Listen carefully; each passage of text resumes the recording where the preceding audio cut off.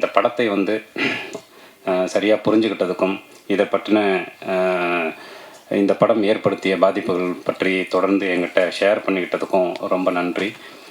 இந்த படம் வந்து மயிலாட ஆரம்பிக்கிறதுக்கு முதல் காரணமாக இருந்த அம்பேத் சாருக்கு ரொம்ப இந்த நேரத்தில் நான் நன்றி தெரிவிச்சுக்கிறேன். இந்த படத்தை கேட்ட நொடியிலிருந்து இப்போ வரைக்கும் உறுதுணையாக இருந்து இதை தன் தோளில் தூக்கி சுமந்து இன்று வரைக்கும் அந்த நம்பிக்கையோடையே இருந்து கொண்டிருக்கிற சசிகுமார் சாருக்கும் ஒரு நடிகராகவும் சரி, ஒரு மனிதராகவும் சரி, ஒரு நண்பராகவும் சரி, ஒரு பெரிய உறுதுணை அவருடைய இது. ஸோ அந்த நேரத்தில் அவருக்கு வந்து ஒரு பெரிய நன்றி சொல்லிக்கிறேன். ஷானும் அதே மாதிரி தொடர்ந்து வந்து நிறைய விஷயங்களை ஒரு வாத்தியார் மாதிரி ஷேர் பண்ணிக்கிட்டே இருக்கிற ஷானுக்கு இந்த தொடர்ந்து எனக்கான இசையை கொடுத்து கொண்டிருக்கிற அவருக்கு நன்றி. எடிட்டர் சத்யராஜ், நீரவ் ஷாரு, இந்த படத்தில் வேலை பார்த்த அத்தனை பேருக்கும் நன்றி தெரிவிச்சுக்கிறேன். நான் வந்து சினிமாவுக்கு வந்த புதுசில் இருந்ததை விட இப்போ வந்து சினிமாவில் நிறைய விஷயங்கள் வந்து மாறி இருக்கு. குறிப்பாக வந்து நம்ம ஒரு படத்தை எழுத தொடங்குறதுலேருந்து ஒரு ரைட்டரோட வேலை ஆரம்பிக்குது. அதுக்கப்புறம் அதை ஷூட் பண்ணும்போது ஒரு டைரக்டருடைய ஒர்க்கு இருக்குது. அதுக்கப்புறம் அதை ரிலீஸ் பண்ணும்போது நமக்கு ஏற்படக்கூடிய போஸ்ட் ப்ரொடக்ஷன் வேலை அப்படின்னு சொல்லிட்டு. பட் இன்றைக்கி வந்து அந்த படம் ரிலீஸ் ஆகி அது ப்ரொமோஷன் வரைக்கும் நிறைய விஷயங்களை வந்து நம்ம கவனிக்க வேண்டியிருக்கு. இன்றைக்கி வந்து ஒரு ரைட்டிங்க்கு எவ்வளவு கஷ்டப்படுறோமோ, ஒரு ஃபிலிம் மேக்கிங்க்கு எவ்வளோ கஷ்டப்படுறோமோ, அதை ப்ரொசீட் பண்ணுறதுக்கு என்ன மாதிரியான உழைப்பை போடுறோமோ அதே உழைப்பை வந்து ப்ரொமோஷனுக்கும் போட வேண்டியிருக்கு. இந்த சினிமா வந்து நான் பார்த்ததுலேருந்து, நான் வந்து பொதுவாக ப்ரொமோஷனுக்கே போக மாட்டேன், நான் இன்டர்வியூஸ்க்கு போக மாட்டேன். நான் அடிப்படையிலே ஒரு ஜேர்னலிஸ்ட்டாக இருந்ததுனால அந்த விஷயங்களில் எனக்கு அதிக ஆர்வம் கிடையாது. பட் இப்போ வந்து அது ஒரு பெரிய டாஸ்காக இருக்குது. நம்ம எப்படி வந்து ஒரு ஃபிலிமுக்கு வந்து ஒர்க் பண்ணுறோமோ அதே ஒர்க்கை, அதே ஸ்க்ரீன் பிளேவை ப்ரொமோஷனுக்கும் பண்ண வேண்டிய ஒரு சூழல் வந்து இன்றைக்கி உருவாயிருக்கு.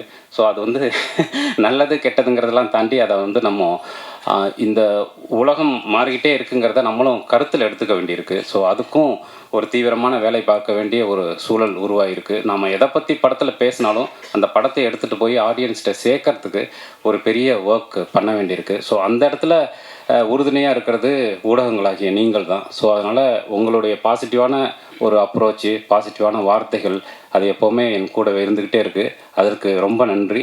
மயிலாடுதுக்கு கிடைத்த அத்தனை வார்த்தைகளுக்கும் என்னுடைய சார்பாகவும் இந்த படைப்பின் சார்பாகவும் நன்றியை தெரிவிச்சுக்கிறேன். இந்த படைப்பில் எப்போவுமே கூடவே இருந்த ஜேம்ஸ் சாரு, சந்தோஷ் சாரு, அப்புறம் இந்த படம் உருவாவதற்கு உறுதுணையாக இருந்த இரா சரவணன் உட்பட அத்தனை நண்பர்களுக்கும் நன்றியை தெரிவிச்சுக்கிறேன். Thank you very much. மறுபடியும் நன்றி சொல்கிறதுக்காக வந்திருக்கேன் இந்த வாட்டி மயிலாட் படத்துக்காக. சில படங்கள் வந்து எனக்கு ஒரு பணி, ஒரு ஜாப் எடுத்துருக்கோம், இந்த ஜாபை நல்லா செய்யணும் அப்படின்னு நினைப்போம். ஒரு சில படங்கள் மட்டும்தான் நமக்கு ஓகே, இது நமக்கு ஒரு பொறுப்பு, ஒரு இசைக்கலைஞனாகவும் சரி, ஒரு மனிதனாகவும் நமக்கு இது ஒரு பெரிய பொறுப்பு. இதில் வந்து ஜாபை முடித்தா பத்தாது, நம்ம இதை பதிவாகவும் வந்து ரொம்ப நேர்த்தியான வருங்காலங்களுக்கான ஒரு நல்ல பதிவாகவும் இது அமையணுங்கும் பொழுது நமக்கு அது ரெண்டு ரெஸ்பான்சிபிலிட்டி ஆகிடும். எப்பயுமே ராஜமுருகன் சாருடைய உரையாடல்கள் நமக்கு நடக்கும்போதோ, அவர் எனக்கு பாட்டு எழுதும் போதோ, இல்லை அவரோட படத்துக்கு நான் இசையமைக்கும் போதோ எப்பயுமே அந்த பொறுப்புன்ற விஷயத்தை தான் நான் ரொம்ப உணர்ந்திருக்கேன். ஸோ ரொம்ப ஸ்பெஷலான ஒரு கிரியேட்டர். ஜோக்கர் படத்தில் ஆரம்பித்தோம், அதுக்கு முன்னாடி குக்குவில் பாடுற டைம்லேருந்தே அவரை வந்து ஒரு கிரியேட்டராக, ஒரு மனிதராக, அவரோட சிந்தனைகள் என்ன, அவர் என்ன மாதிரி ஒரு படைப்பாளின்றது எப்பயுமே சர்ப்ரைசிங்காக இருக்கும் எனக்கு. அதே மாதிரி மயிலாட் படத்தில் இன்னொரு புது விதத்தில் ஒரு சர்ப்ரைஸ் கொடுத்தாரு. அதாவது அவருக்கே உரித்தான அந்த பொலிட்டிக்கல் சட்டையரை வந்து ரொம்ப ஒரு ஜனரஞ்சகமாக எல்லாரும் ரசிக்கும்படியாக அவர் கொடுத்தது வந்து எனக்கு ரொம்ப சர்ப்ரைசிங்காக இருந்தது. அவர் இத்தனை வருஷமாக பார்க்குற ஒரு ஃப்ரெண்டாக, ஒரு பிரதராக எனக்கு ரொம்ப பெருமையாக இருந்துச்சு. ஸோ மயிலாட் படத்தை எனக்கு கொடுக்கறது ரொம்ப தேங்க்ஸ் சார். அவரும் அதில் 2 பாடல்கள் எழுதியிருந்தார், ரொம்ப சிறப்பாக அந்த பாடல்களும் எனக்கு அமைஞ்சது. அதே மாதிரி சசி சாருக்கும் இது ரொம்ப தொடர்ச்சியாக, அதாவது டூரிஸ்ட் ஃபேமிலிக்கு அப்புறம் இந்த படம் திரும்ப அவரோட சேர்ந்து ஒரு வெற்றியில் பங்கேற்கிறதுன்றது ரொம்ப ஸ்பெஷலான ஒரு தருணமாக உணர்றேன். அப்புறம் அம்பேத் சார், நிறைய நாங்கள் நேரில் மீட் பண்ணி பேசினதை விட ஃபோனில் பேசினது தான் அதிகம். ஸோ இந்த படம் பண்ணுறதுக்கு முன்னாடி அவர்கிட்ட நடந்த அந்த உரையாடலை தான் நான் இப்போ எனக்கு நினைவுக்கு வருது. ஏன்னா இந்த படம் வந்து ஒரு சமூகத்துக்கு நல்ல ஒரு விஷயத்த செய்யக்கூடிய படம், இதை வந்து நான் நின்று பண்ணுறேன் அப்படின்னு சொல்லி அவர் எடுத்த இந்த முயற்சி இன்னைக்கு வெற்றி அப்படின்ற ஒரு புள்ளியில் வந்து நின்னதுக்கு ரொம்ப ரொம்ப அவருக்கு நன்றி சொல்லிக்கிறேன். போன ஃபங்க்ஷன்லேயே விட்டுட்டேன் சத்யராஜ் அவர்களை பற்றி பேசுறதுக்கு. அவர் வந்து ரொம்ப ஒரு சென்சிபிளான எடிட்டர். முதல்ல படத்தை அவர் கட் பண்ணி பார்த்தபோது அவரோட ஸ்டுடியோவில் தான் பார்த்தோம், அவரோட எடிட் ஸ்வீட்டில் தான். அண்ட் அவ்வளோ நிறைய நல்ல படங்களும் பண்ணியிருக்காரு. தொடர்ச்சியாக இன்னும் வந்து ஒரு கல்ட் ஃபிலிம்ஸ் நிறையா பண்ணிகிட்ருக்காரு. ஸோ அதில் மயிலாடும் கண்டிப்பாக ஒரு மைல்கல்லாக இருக்கும் அப்படின்னு நினைக்கிறேன் அவரை பொறுத்த வரைக்கும். அண்ட் ரொம்ப ரொம்ப had fun working with Sathyaraj. In fact எனக்கு மியூசிக்கலாக சில இன்புட்லாம் கொடுத்தாரு. இந்த மாதிரி படத்தில் நாங்கள் மியூசிக் முடிச்சுட்டு பார்க்கும்பொழுது இந்த இடத்துல இப்படி இருந்தால் நல்லாயிருக்கும் அப்படின்ற மாதிரி. எடிட்டர்ஸ் பொதுவாகவே அவங்களுக்கு அந்த ஒரு பாயிண்ட் ஆஃப் வியூ சூப்பராக இருக்கும்.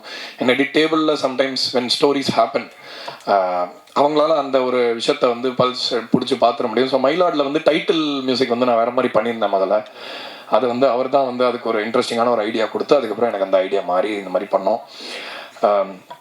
ஒன்ஸ் அகெயின் இந்த மாதிரி படங்கள் ஜெயிக்கிறதுக்கு எல்லாரும் நாங்கள் எவ்வளோ உழைச்சாலும் எவ்வளோ வேலை பண்ணாலும் எல்லாத்துக்கும் மேலே நீங்கள் கொடுக்கறது தான் பாஸ் எங்களுக்கு. ஸோ ப்ரெஸ் அண்ட் மீடியா எல்லாரும் பார்த்துட்டு இந்த படம் வந்து ரொம்ப சிறந்த படம். We can keep comparing collections, இது எவ்வளோ பண்ணிச்சு இது எவ்வளோ பண்ணிச்சுன்னு சொல்லலாம். ஆனால் நிறைய படங்கள் வந்து காலத்தை தாண்டி ஒரு சில படங்கள் வந்து என்ன சொல்கிறது, ஒரு எப்பயுமே நிழல் யாருக்கு வேணுமோ, யாருக்கு அந்த கம்ஃபர்ட் வேணுமோ, யாருக்கு அந்த இடம் வேணுமோ, யாருக்கு மனிதத்தை பற்றின சிந்தனையை ஒரு டைம் திரும்ப ரீதிங்க் பண்ணி பார்க்கணுமோ, ஒரு ஆலமரம் மாதிரி சில படங்கள் எப்பயுமே இருக்கும். அந்த லிஸ்ட்டில் மயிலாட் படத்தையும் ரசிகர்கள் வச்சிருக்காங்க இப்போ அப்படின்றது ரொம்ப ரொம்ப சந்தோஷமாக இருக்குது. ஒன்ஸ் அகெயின் இந்த படத்தில் இசைக்காக வேலை பண்ண எல்லாரையுமே நான் தேங்க் பண்ணிக்கிறேன். ஒவ்வொருத்தரையாக தேங்க் பண்ண டைமில். ஸோ மொத்த மியூசிஷியன்ஸுக்கும் தொழில்நுட்ப கலைஞர்கள் எல்லாருக்குமே என்னோட நன்றியை சொல்லிக்கிறேன். And last but not least press and media திரும்ப திரும்ப நல்ல படங்களுக்கு ஒரு பலமாக இருந்து கையை பிடிச்சி தூக்கி விட்டு ஜனங்க கிட்ட கொண்டு போய் எங்களை சேர்க்குற அந்த பணியை நீங்கள் தொடர்ந்து செய்வீங்க. இன்னும் இந்த மாதிரி பல நல்ல படைப்புகளை உங்ககிட்ட கொண்டு வந்து சேர்க்கணுன்ற ஆர்வத்தையும் இது கொடுக்குது. ஸோ ரொம்ப ரொம்ப நன்றி எல்லாரும் வந்ததுக்கு. மயிலாட் படம் தொடர்ந்து இன்னும் நல்லா ஓடுறதுக்கு இன்னும் கொஞ்சம் நீங்கள் you should keep spreading the word அப்படின்னு கேட்டுக்கிறேன். ரொம்ப நன்றி. தேங்க்யூ.